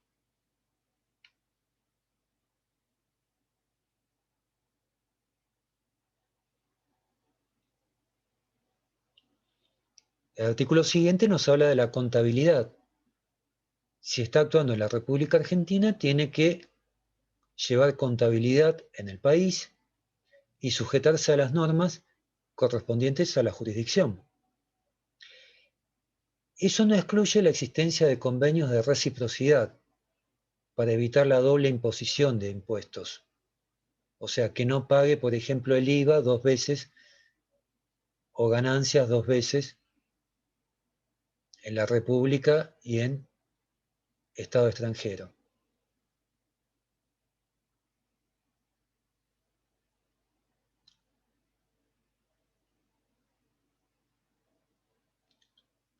Por ejemplo, si yo ganara un premio en la Lotería de Estados Unidos, el Estado correspondiente me va a descontar el impuesto respectivo. Entonces vengo a la Argentina, lo declaro, que tuve un premio, lo traigo al país como buen ciudadano, pero le digo al Estado argentino, miren que ya me descontaron un 20%. Ustedes me tienen que descontar un 15% más, un 35%, por decir una cantidad. Suponiendo que es un premio importante, entonces estamos en el máximo de la escala legal. Entonces lo que se evita es la doble imposición.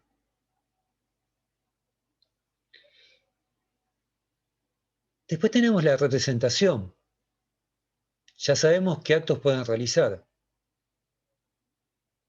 Actos aislados, representación permanente, actos vinculados a su objeto social, ejercicio habitual, establecimiento de sucursales, la constitución de sociedades, pero nos dice el artículo 121 que va a tener representantes. El representante de sociedad constituida en el extranjero contrae las mismas responsabilidades que para los administradores que prevé esta ley. En los supuestos de sociedades de tipo no reglamentados, la de los directores de las sociedades anónimas.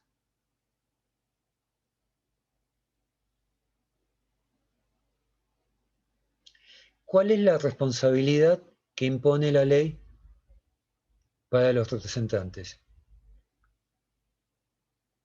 Surge el artículo 59 y es ilimitada y solidaria por los actos realizados.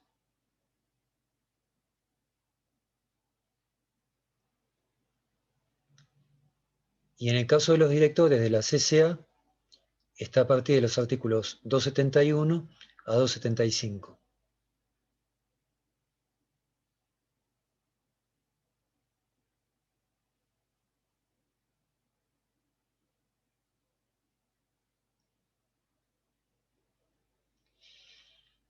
Después tenemos el emplazamiento en juicio. Obviamente, si actúan en la República Argentina, pueden realizar actos que sean perjudiciales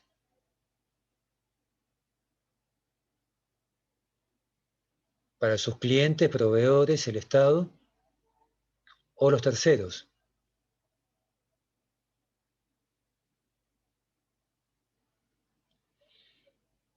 El emplazamiento en juicio, o sea, la notificación de la demanda, puede cumplirse en la República Argentina o debe cumplirse en la República Argentina.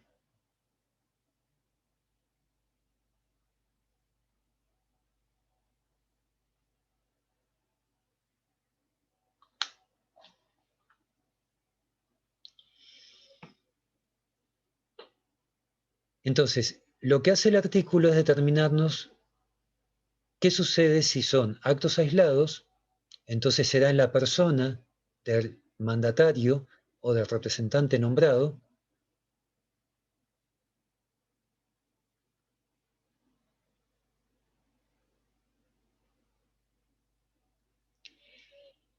y si tiene una representación permanente o una sucursal, en la persona del representante designado.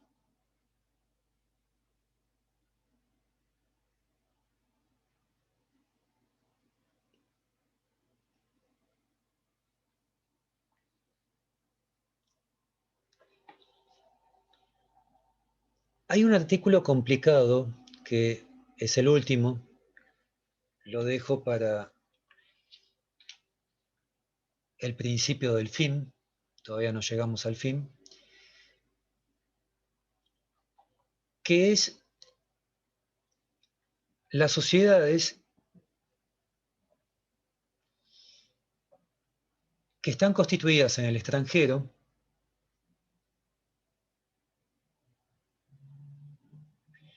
pero que tienen su objeto principal en la República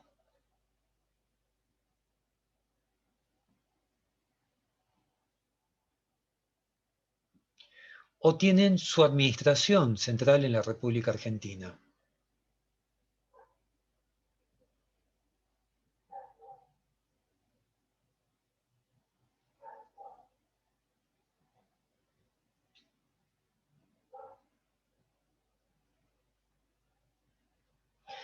Estas sociedades se las llama sociedades constituidas en fraude a la legislación argentina.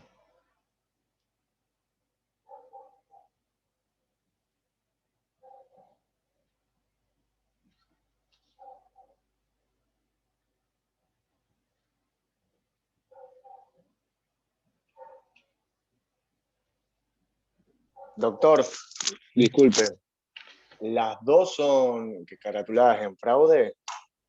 Porque, disculpe, pero lo que yo había leído era que en la sociedad en la cual tenía el principal objeto de nuestro país, es la que caratulaba como un fraude en el sentido de que como esta sociedad está regulada por legislaciones de otros países, va a ser mucho más beneficioso el sentido de que esa sociedad se rija en otro país, fraudulentando a nosotros. Pero yo había entendido que la sociedad con sede en nuestro país, como están en domicilio en la Argentina, se van a aplicar las reglas generales de lo que son las sociedades acá.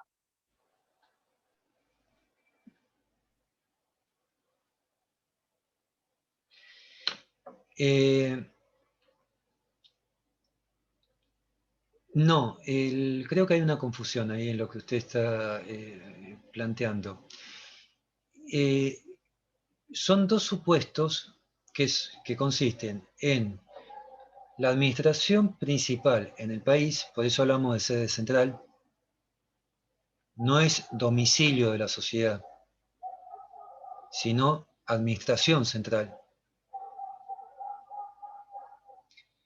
Y el segundo principal objeto en la República Argentina.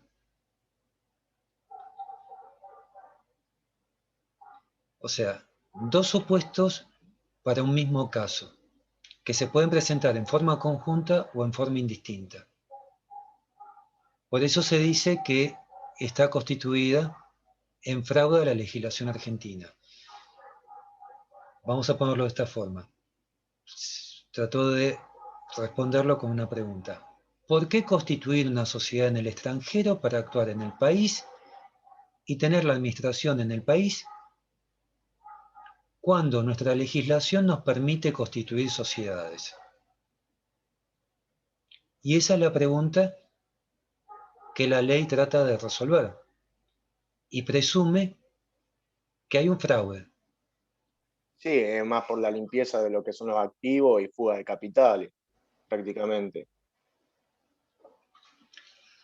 Sí, lo que yo tengo miedo que usted se confunda con las sociedades offshore.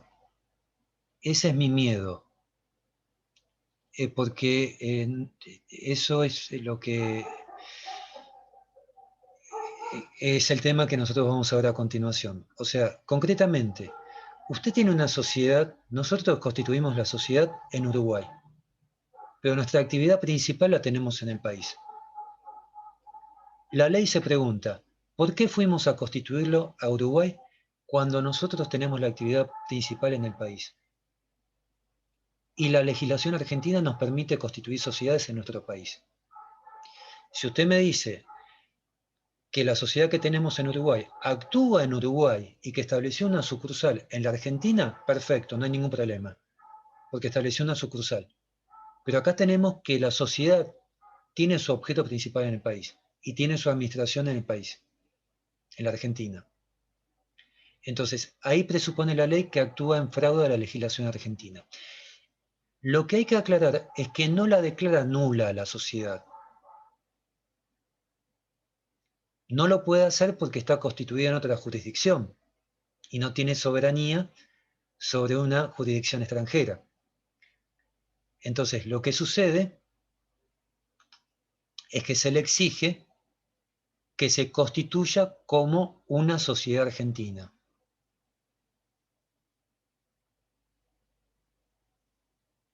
Por eso nos dice, la sociedad constituida en el extranjero que tenga su sede en la República o su principal objeto esté destinado a cumplirse en la misma, será considerada como sociedad local a los efectos del cumplimiento de las formalidades de constitución o de su reforma y contralor en funcionamiento. Es decir, que mientras tanto la sociedad va a quedar como una sociedad irregular, como una sociedad simple. No la declara nula. Lo que le exige es que se constituya como una sociedad argentina. ¿Por qué? Porque su objeto principal está en el país y su sede, o sea, su administración, está en el país. Yo lo digo en forma conjunta, pero puede ser indistinta. Bien, eso nos lleva a las sociedades extranjeras, las que nosotros denominamos sociedades offshore. Las sociedades offshore son aquellas sociedades que han sido constituidas en una jurisdicción que establece condiciones más ventajosas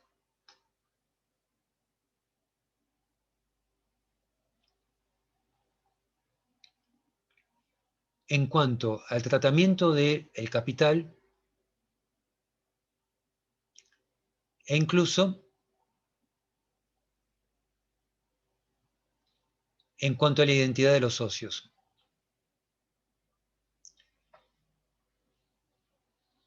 Se las considera sociedades provenientes de países, dominios, jurisdicciones, territorios, estados asociados o regímenes tributarios que tengan características especiales. Consideradas no cooperadoras a los fines de la transparencia fiscal o no colaboradoras en la lucha contra el lavado de activos y financiación del terrorismo.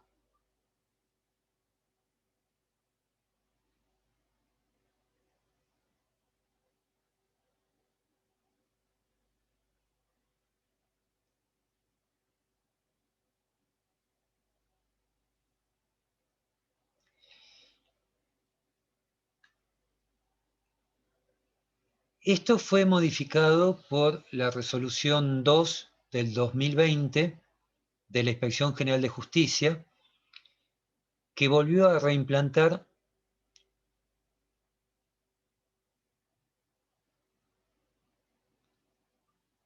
la normativa vigente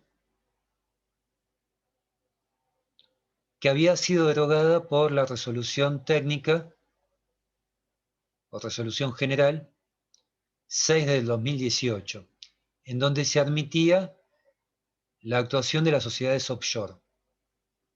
Offshore significa aguas afuera.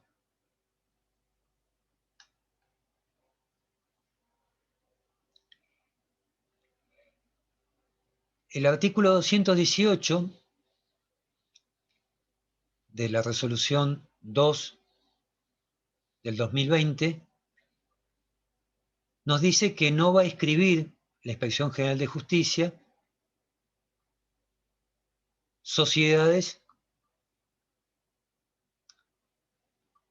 consideradas offshore,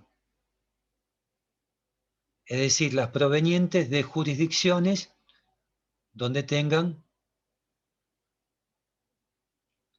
escasa o nula tributación tributaria o que oculten la identidad de los socios o que no presten colaboración a nivel fiscal o en la lucha contra el terrorismo. Si quieren actuar en la República Argentina, es decir, cumplir su objeto constituir o tomar participación en otras sociedades, deben previamente adecuarse a la legislación argentina.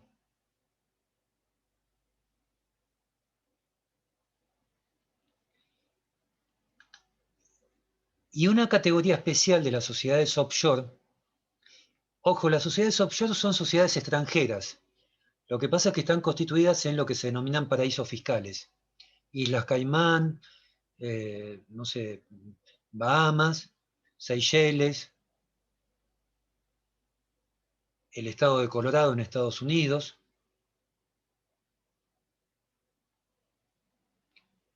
Entonces, una categoría de sociedades offshore son las denominadas sociedades vehículo.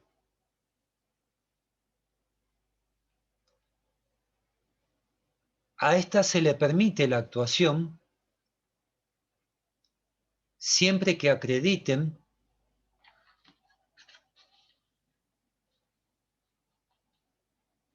en forma previa que son sociedades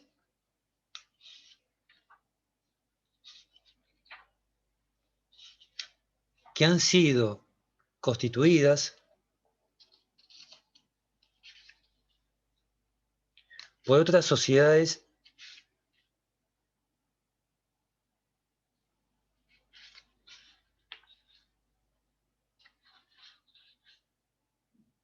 legítimamente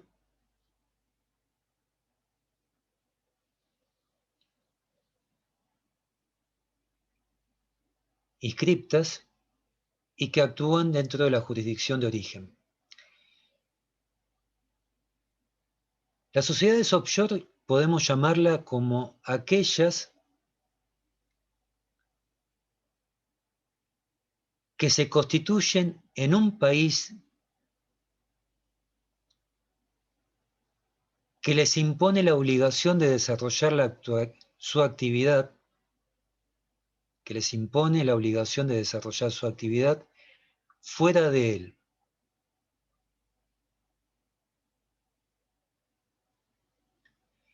En cuyo caso, las benefician con un tratamiento tributario muy ventajoso.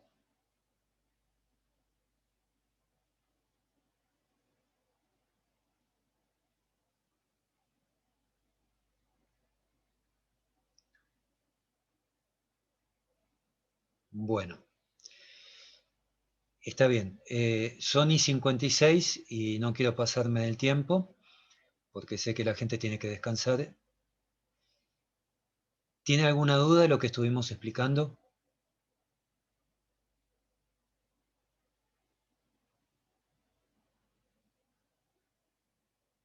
Igual creo que yo grabé la clase, la tengo que pasar al doctor Balonas, después la van a subir, no entiendo, así que va a quedar a disposición de ustedes.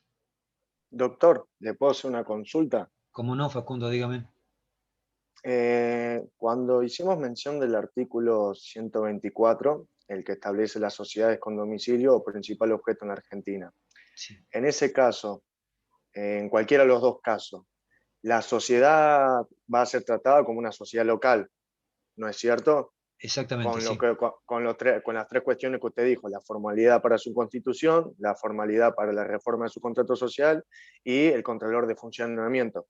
Sí, es correcto. Perfecto, porque me había quedado eso ahí más o menos colgado. Gracias, doctor. Recuerden que no son declaradas nulas, sino que quedan como sociedades irregulares hasta que se regularicen. Quedarían encuadradas dentro de las sociedades simples. Pero tengan presente estos dos elementos. Tienen su objeto principal en la República o tienen su sede central, su administración en la República. ¿Sí? Y una consulta más, ya que estamos. Dígame. En lo que era el campus virtual había que leer una resolución general. Era la 22 del 2004 y la 2 del 2005, la que se hace después de lo que es Cromañón. Sí. ¿Cuál es la diferencia de cada una en la que estipula? En una es como que, por lo que yo pude ver, que más o menos leí, es que al principio En la del 2004 lo que se empieza a regular son los derechos, las obligaciones, no sé si decirle derechos, pero de las empresas constituidas en el extranjero que venían al país.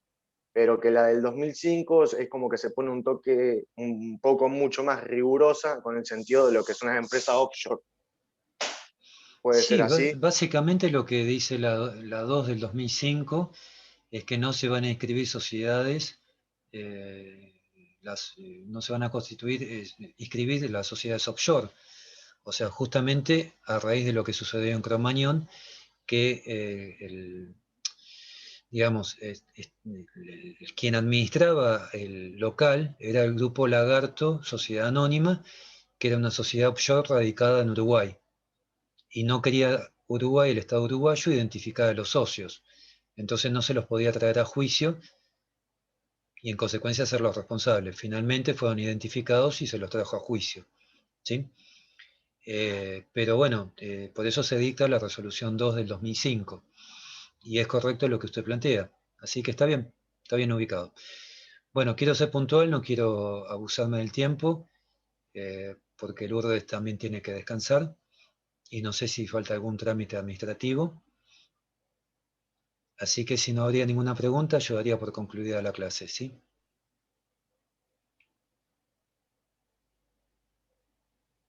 Lourdes, queda a tu disposición. Bueno, no, ya está, nada más. Nada más. Bueno, entonces, buenas noches a todos, que tengan un buen fin de semana largo y obviamente estamos a disposición de ustedes, ¿sí? Muchas gracias, doctor, igualmente. Buen fin de para todos. Lourdes, saludos, gracias por todo. Carolina, gracias, saludos. Buenas noches. Buenas noches, ¿eh? Chao, buenas noches. Chao, buenas noches. Buenas noches. Cerramos el